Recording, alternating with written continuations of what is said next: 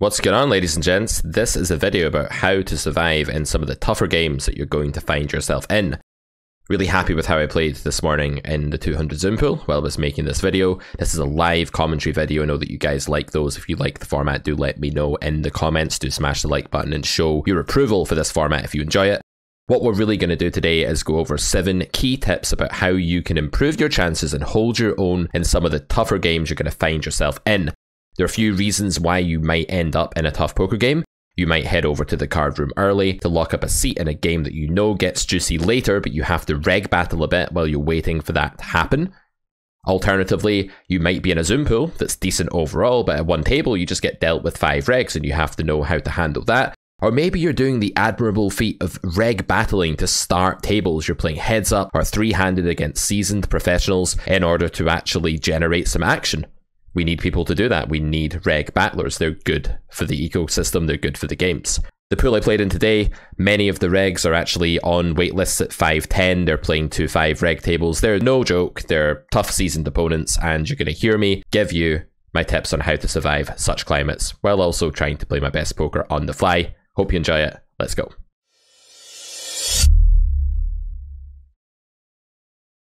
So one of the really sensible things you can do to survive in tough games is not to play tough games. Table selection, game selection is just so incredibly important if you want to make it in poker.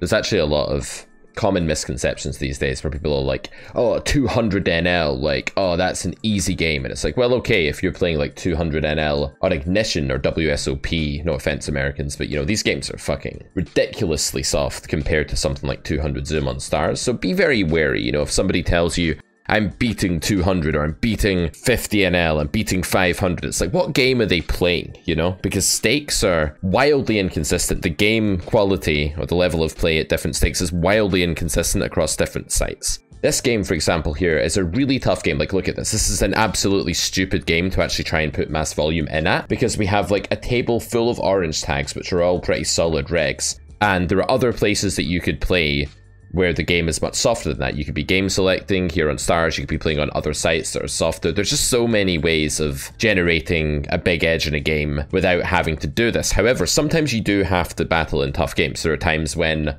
you know, you have a couple of fish in the game, but sometimes the table is really reggy, so you just get put on a really reggy table in a fast full variant like Zoom. Or it could be that you're starting tables, you're playing against other solid players, and in order to get reg tables going on a site and get fish involved. So when you're doing that, you need to know how to survive. So this video, we're going to play a session. I'm going to give you a few tips on how to cope with games that are full of regs, and they're solid regs at that, not like the micro stakes regs with a ton of leaks, but like actually good players. Ace-5 here, you can 4-bet or you can call. It doesn't really make a big difference to EV what you do here. Going to go for the 4-bet this time as that's what I've rolled. So the first tip that I have here is play a solid strategy. Make sure that you understand like what your default game plan is, because one of the easiest ways to get beaten up in a game like this is to be all over the place and to be playing in a kind of weak intuitive style where the mistakes you happen to be making are exactly the mistakes that your opponents expect you to make. The stronger players in these games, they're not just really solid in a GTO sense, but they're going to be looking out for ways to exploit you, or ways to exploit pool. An analogy I use pretty often is like the sort of antelope and the herd of antelopes being hunted by the lion. Animal analogies basically everywhere at carrotcorner.com. So this idea is like, if you act like an antelope, even if you're not an antelope, if you behave like one, you're going to get eaten by the lion. So if you imagine as a human, you dress up as an antelope and run around in a herd of antelope, there's a very good chance you'll be eaten by a lion when they go hunting that pack of antelope. So the idea would be, well, for example, if the population is playing in a certain way, let's say that they are folding far too much to 4-bets, for example, and then you don't find the jams that you need to find, blind versus blind, small blind versus button against 4-bets, you're going to be playing just like the herd. That means that an astute regular who's actually playing an exploitatively aggressive game, trying to find the holes in pool strategy, find those deficiencies and take advantage of them, is going to exploit you, not directly, not because they know that you have these leaks, but inadvertently, because your leaks are actually the same leaks that the pool has. So you have to be incredibly important. You have to be incredibly careful in these situations that your base game against good players doesn't have blatant holes in it that are the same holes that the average human has in your games. Okay, my second tip is to basically find out what a solid strategy looks like and avoid making large blunders. Like, try to investigate where your biggest leaks are theoretically, and for the most part, try to not exhibit huge leaks in common situations that are what we would call theoretical errors. So what we just talked about before is an exploitative error when you have an unbalanced strategy in the way where people are going to take advantage of you. What we're going to talk about now is actually having theoretical leaks, so blundering in big pots, blundering in smaller pots that are really common situations, just basically being wrong with your parameters, what part of your range you're doing something with. This can be a big problem. For example, on that flop there, if you were to fold ace queen off to the c-bet blind versus blind, you'd be making a gigantic error. It would be really, really bad. I think this hand does call again really frequently. We have blockers to ace king, king queen, as well as unblocking a lot of the random sort of bluffs that are in big blind's range pre-flop here. I think we do have to call this hand sometimes. I'm going to go ahead and call this time. And if you pure fold ace queen on this turn, I actually think that's another example of just a complete imbalance where it's not an error, but what you're going to be doing is folding too often in a spot where people are probably expecting you to fold too often. So that goes back to the first leak where blind versus blind, they have this really polarized strategy with just lots of 3-bet bluffs pre-flop. They're going to bet on the king turn a hell of a lot. They're probably going to bet all the time. And so when you have like two big brute force showdown value cards that have an overcard to the king and good blockers, like you're probably just going to have to call there, just what you're going to have to do a lot of the time. That's more the first thing. If you fold there with ace queen every time, you're justifying the way pool is playing against you. You're going to make that good. What we're talking about with point 2 is just avoiding blunders, so like knowing your parameters. So on jack 3 deuce here, I know that I can c-bet at a very high frequency with range and that I can use a big sizing. If, for example, you don't know that and you check with queens and then check the turn again, that's an example of a blunder, just something that's going to really hurt your win rate massively. Okay, so the queen turn is fantastic for us. On this turn, I'm going to play b60. I want to bet this hand really, really frequently. They are going to play some jam here, but I should be betting so often here. I can use b33 or b60, but I'm going to use b60 in this spot. With the double flush draw, you do want to upsize a little bit here. But yeah, tons of this player's defenses on the turn are going to come in the form of jam, and we have to be a little bit careful about that. When we unblock hearts and clubs here and have blockers to ace queen of diamonds as well as ace jack of diamonds, which are hands that could sensibly call down here, I think jamming this particular hand is pretty good. I think this one is pure probably. So yeah, river shove here, just completely solid. This is a play that we have to make at a decent frequency. I go here with like any kind of queen x plus actually is going to be super plausible for value. Theoretical mistakes are when we accidentally deviate from GTO in a way that causes an EV loss for no good reason, basically, and throw away theoretical EV when we're doing it. As you're not going to get lots of opportunities to actually exploit people in games like this, it's very important that you're not just throwing away extra EV for no reason. Hopefully we get this one through. Nice.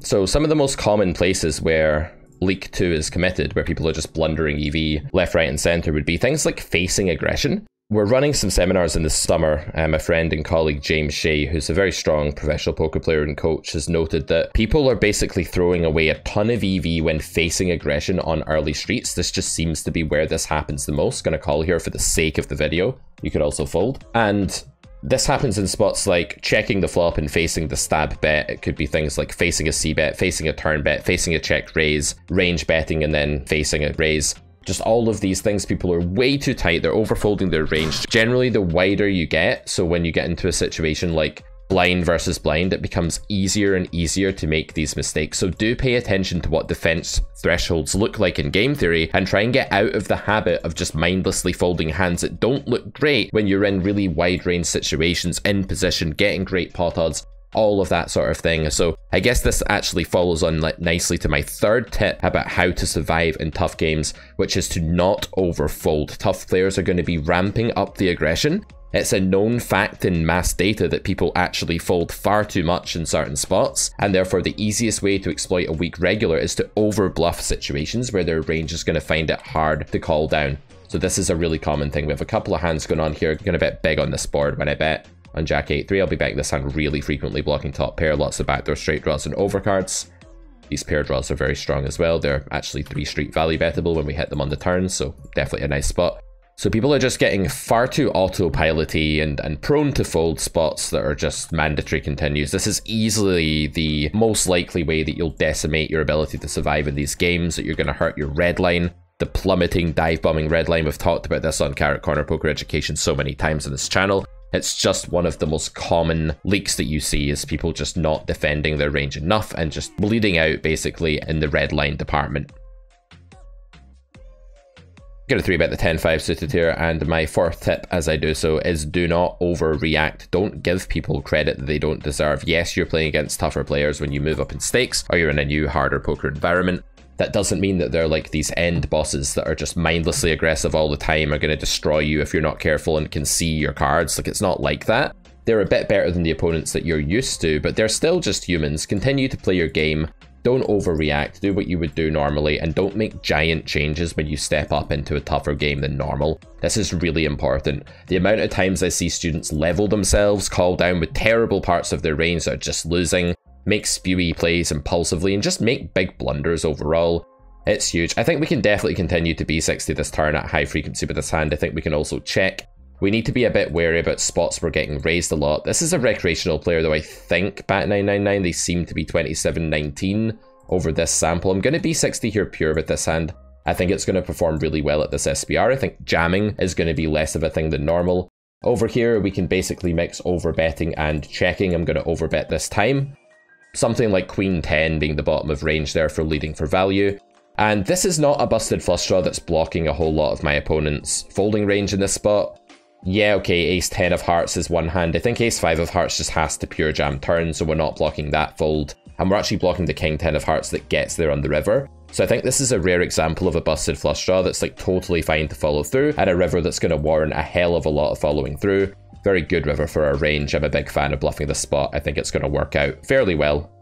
Obviously being a bit selective in the first place in the turn here about what we barrel with. And we can jam Ace Jack plus on the river here, any king, lots of stuff, aces, etc. Bluffs are working today, always nice. It's easy to overbluff that spot if you bet turn too often, but as long as we're like kind of controlled on the turn and not bluffing absolutely everything, then yeah. So I just want to override the principle there that like, oh, don't bluff the busted flush draw on the river. Certain busted flush draws will actually have positive blockers if they block rivered pairs, and they will also just not really be theoretical mistakes unless they block a lot of the folding range. Remember, bluffing a busted flush draw is only a bad thing insofar as it removes folds from your opponent's range. If your specific busted flush draw is also removing calls or isn't removing any folds due to a certain pattern, like for example, when you have a pair that goes with your busted flush draw, like you're generally not going to be blocking the folding range as hard with that card. Not that you should bluff with that, but you might be calling with that in certain spots, and then the same blocker principle applies. So don't jump to the conclusion that all busted flush draws are bad to bluff. That's definitely not the case. And against an unknown recreational looking player there, I would guess that river is just overfolded, just plain and simple. And 10-5, yes, pre-flop 10-5 suited is a 3-bet. I know you guys don't like that. It doesn't look intuitive to many of you that haven't studied that spot, but look at blind versus blind. You want to be polarized there. You want to have these low EV bluffs in your strategy all the time. So yeah, that's tip 4. Don't overreact in games like this. Like, yes, it's harder. You have to be a bit more careful, but it doesn't mean you're going to start playing like a gigantic net or a gigantic psycho and just like flipping out. You know, you just want to stay composed, play your normal game. If your game was good enough to take you from the lower stake up to this stake, then it should, in theory, be good enough for you to survive at the next stake. So don't flip out when you come across tougher lineups. I want to actually bring up point 5 here, which is stop playing the game. And I know this sounds really simple, but if you can get off that table, like table select a better spot in the lobby, play on a different site, play live in that juicy 5-10 game full of whales, these are all just such better spots. And if you want to make it in poker financially, like if your goal is to make a good living through the game, support a family, support yourself, buy a house, get a mortgage, whatever it is you want to do in life, make some investments, you've got to make as much money as possible. And the way to do that is to game select as hard as possible. 10-9 I'm going to fold because I have a hand over here that I want to play. I want to show you this one instead, although it's kind of marginal with the 10-9. You could call, you could go either way. Okay, so ace 6 here, we're in the big blind, we've flatted, we play a 4-way pot here. Let's check. So there's lots of ways you can apply 0.5 that you can actually get in better games. One thing that you can do is just do some research, speak to people. Prime Dope are really good. They've got a variance calculator on there. They've got a rake calculator that takes into account the rake on different sites. Do some pool research. Where are the games softer? What games do you have access to in your region? Easy call here. Don't want to be reopening with raise. I think call is just too good. We actually want this player to come along with a hand that will be dead if we get there. Our hand is primarily really implied odds kind of focus, so we just want to be playing in this way. I'm going to start leading here. Do I want to lead for like half pot B60 or B33? This is the question. I'm going to start just leading for B33 here, I think. Can you please work bet slider? Thank you. I just think this is going to check through an absolute ton in this situation, so building some small donks is definitely viable here. If not theoretically, then definitely exploitatively. Villain calls, I think we've got an easy river jam, not much else to say. I take my time here and then shove it. Tip 6, don't be shy about value betting. The goal is not to try to get called. The goal is to maximize what you win when you get called, the times you get called. So here, while we could bet 20 and maximize the time we get paid off, I'm fine maximizing my fold equity and betting bigger, because overall, is this concept that we talk about a lot in the Carrot Poker School in my course called Greed Theorem, which is the idea that when you bet all of it, you generally, in a spot where you have the nuts on the river, it's not just about the nuts on the river, it's also about just high equity hands. But when you bet all of it on the river, you go for big over bets. If that's not a spot you expect to get raised a lot in, you're really going to maximize your true EV for making that play.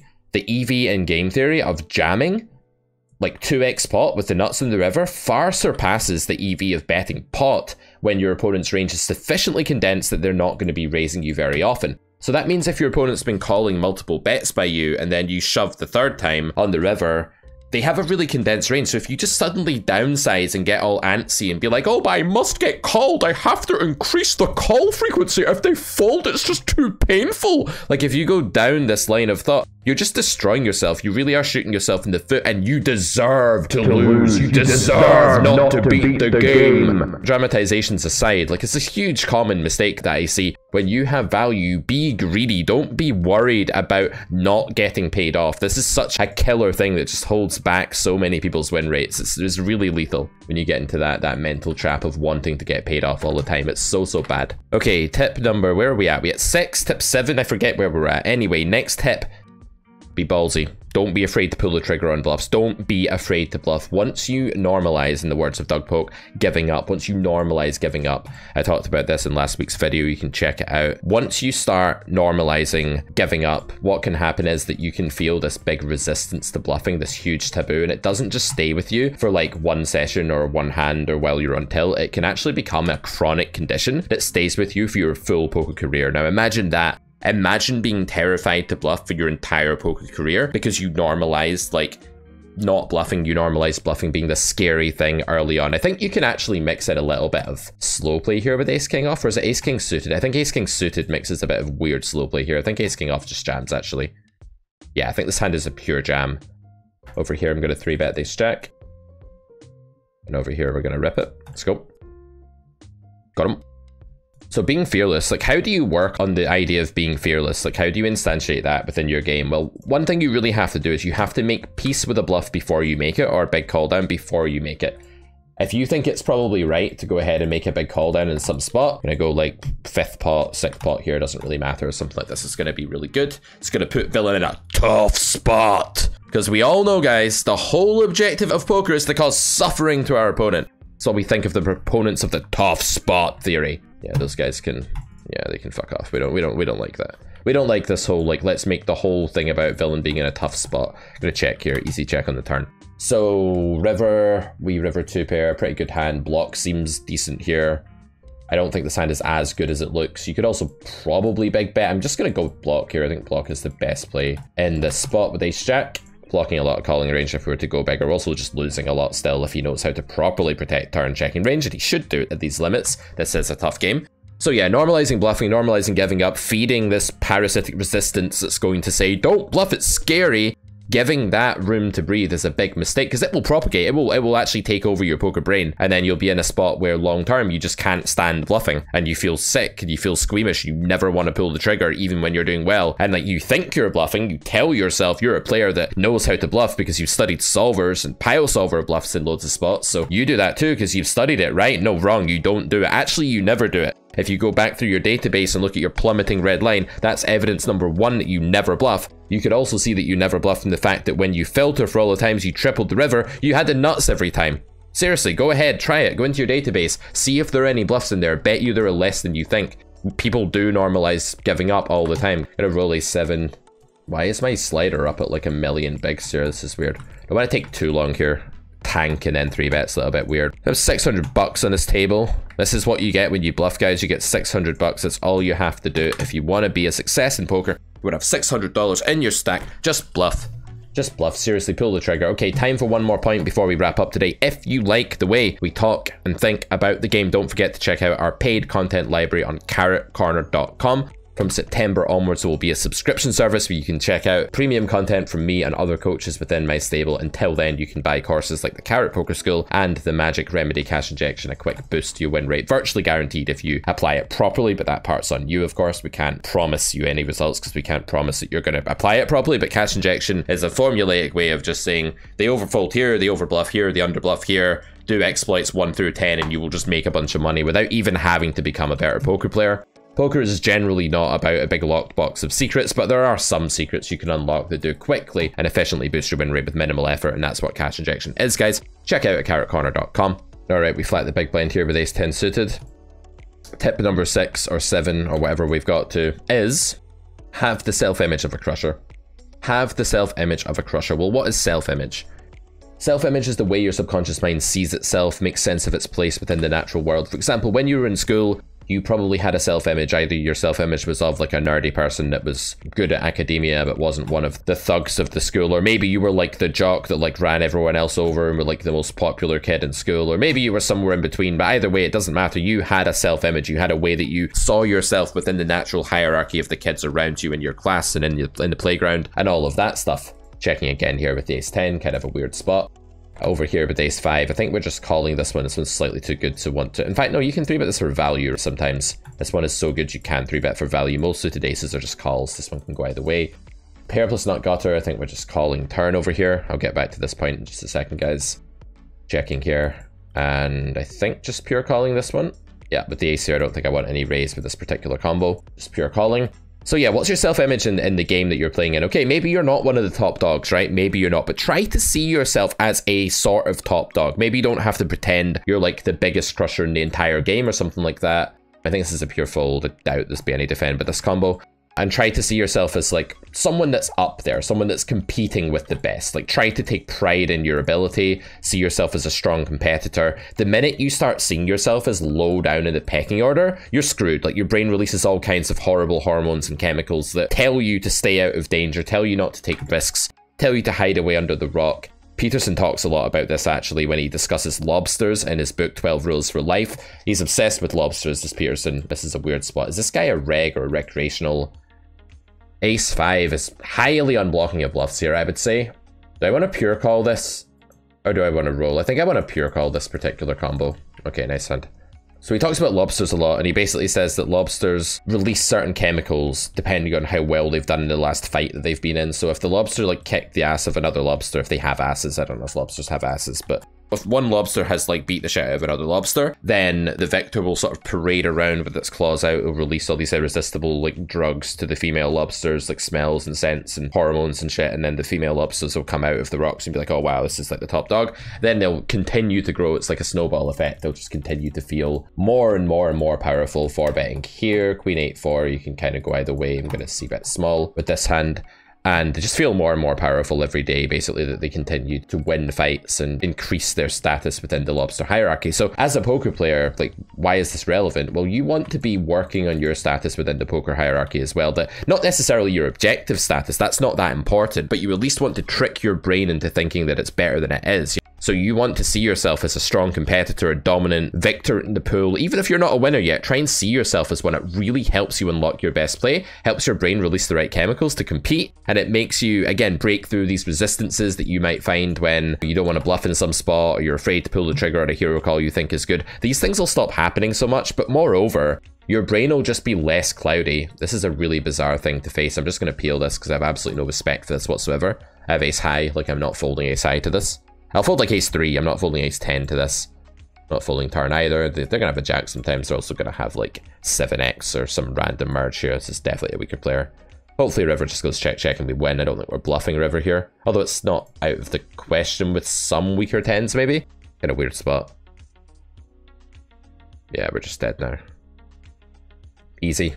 That's just hand reading 101. So yeah, like see yourself as a strong player. See yourself as a strong player in the game, even if you're not one of the top dogs. That will really help. Work on that. If you catch yourself doubting your abilities and seeing yourself as a vulnerable lobster with a weak shell, you're gonna get exploited by the other lobsters. They're gonna smell it on you. They're gonna come after you. You're not going to be able to think clearly because your brain's going to think it's in danger all the time. It's just not a great way to be. You can 3-bet here sometimes in theory. I'm not going to. I'm just going to call and flop a set. That didn't work. But anyway, guys, I hope you found this video useful. That's how I would think about it. Let's just play this hand and then we'll wrap up. When we face pot from a 1911 weaker player here, I think we can just go away and just immediately fold 8s on Jack-Jack 4 with no spade. This isn't like that happy, but I think folding is just best here.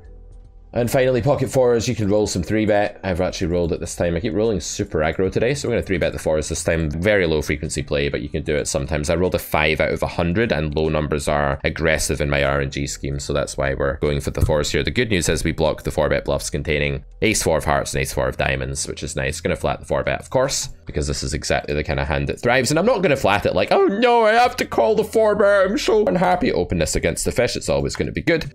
I'm always going to call here. I'm going to call triumphantly because I know the 4 is coming, but not just that. This is a good board for us. Okay, we didn't get the set, but it's a pretty good board. Not just that, but I want to feed my brain positive vibes. I want to feel like I'm a top dog. I want to feel like I'm a strong lobster. I don't want to be going into this flop with all kinds of doubts. Villains should really be checking quite frequently here. The bet's a little bit weird, to be honest. I think we're a bit deep to do any raising with this combo, so we're just going to call. Make a weird straight. I mean, they really shouldn't have a lot of 9x on this node. I'm going to go for... I mean, just really small bets, I guess. Do I want to go third pot? Do I want to go even smaller? I go like 19.5. I think a lot of their range is drawing super dead here. I'm just going to make my bet a little bit below 20 bigs. Make it look kind of weak. I could also check back here and just hopefully do something silly on the river. This would be another play that's okay. But yeah, lots of small betting in this spot for sure. I don't even see a 9 in their range. Like king 9 suited maybe? Ace 9 suited? Be kind of weird. We're just going to jam the river now for a value. This is actually quite thick, I think. Don't know if this is a regular or recreational or what this is, but let me just go over here first and just jam this. No snap, please. Snap is bad. Okay, good. We checked the turn this time with this hand. You want to do a lot of barreling here, but I was kind of caught up with the other spot. Let's hope we get paid off.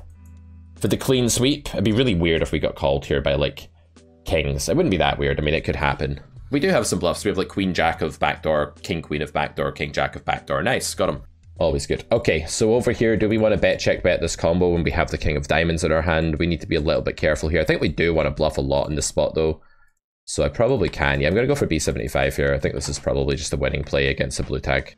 Man, I'm trying to end the session, but it just won't let me. Rule number 7 or 8, whatever it is, end the session at some point. Don't play forever.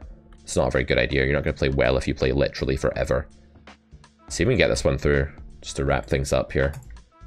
Let me know what you think about the format, and if you do like the content on YouTube here, this free content, don't forget to smash the like button, leave a comment, let us know what you think. This is a very loosey-goosey call, but maybe they're getting sick of our aggression. Fair enough. You win this one. You win this one, lobster.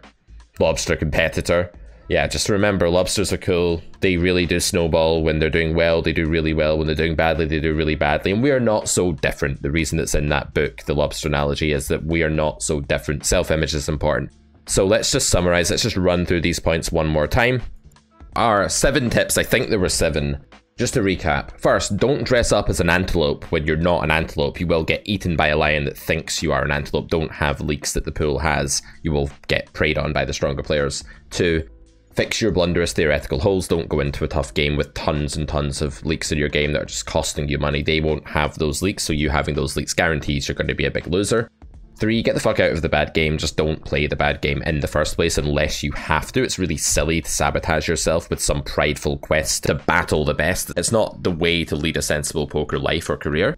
4, don't try to get called. Try to maximize what you earn when you do get called. It's all about profit maximization when called in these polarized range versus condensed range spots. It's not about trying to get called and groveling to be called at some frequency instead of getting the fold. That's pathetic. 5, pull the trigger, but make peace with it first. You know, when you're bluffing, be okay with it. Don't normalize giving up, as Poke said. Try to actually fight through those strong resistances that your brain is innately going to press upon you when it comes to bluffing, because it can become a chronic condition, and you may just be someone who, unbeknownst to you, never bluffs. Don't overreact to the skill level. Don't freak out. Don't think that people are way better than they are. And finally, be an alpha lobster. If you lose one fight and then you go around moping and hiding under rocks, you'll just lose all the other fights after that as well. That's the way it goes. It snowballs. See yourself as a strong player, even if you think you might not be one of the best in the pool. Imagine that you're kind of up there. It's really going to help. All right, guys, if you enjoyed this, leave me a comment. Let me know. I'll see you next time here at Carrot Corner Poker Education. Bye for now.